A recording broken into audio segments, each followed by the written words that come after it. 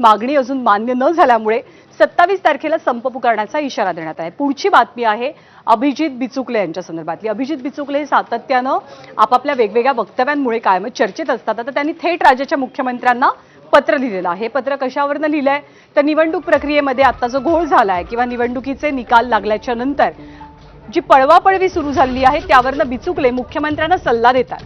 तो असा की उमेदवार फोडण्यासाठी पैसे खर्च करण्यापेक्षा बॅलेट पेपरवरती निवडणुका घेतल्या जाव्यात। यासोबत त्यांनी महायुतीवरही निशाणा साधला।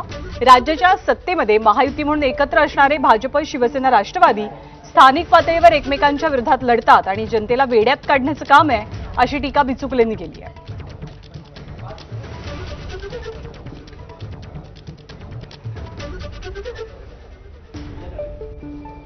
गरीब जनता जी आहे आणि झडपीचं जे निवडणूक आहे गणघाटातलं देवाभावना आणि त्या ठिकाणी वाघमारे साहेब आयुक्त यांना एक विनंती करतो।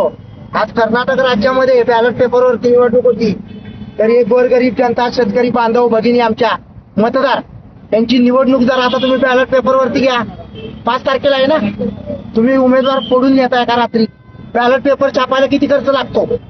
जे उमेदवार फोडून नेले होते त्याच्यापेक्षा फार कमी खर्चामध्ये या ठिकाणी तुमचे बॅलेट पेपर येतील।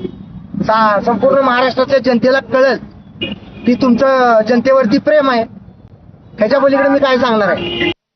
किती जनतेला गंडवाल, वरती शासन तुमचं, खाली तुम्ही अजित पवारांची तिकडं फार लाईटी काढताय पुण्यामध्ये आणि परत त्यांना शासनात उपमुख्यमंत्री ठेवताय। अजित दादा, मला तुम्हाला विचारायचं आहे, मी सुद्धा तुमच्या विरोधात राहिलो पण माझी जीभ कधीही घसरली नाही। काय चाललंय? पवार साहेबांच्या पुतण्याला एवढ्या शिव्या पडतात? काय चाललंय? एक लक्षात ठेवा अजित दादा, मी तुम्हाला एक सांगू इच्छितो, डॉक्टर अभिजित बिचुकलेंचा आदर्श घ्या।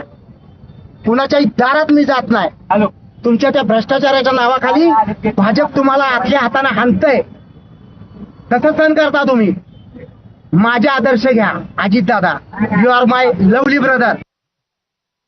आणि यापुढची बातमी चंद्रपूरमधनं आहे। चंद्रपूरमध्ये काँग्रेसला सर्वाधिक नगरसेवकांचं बळ मिळालंय।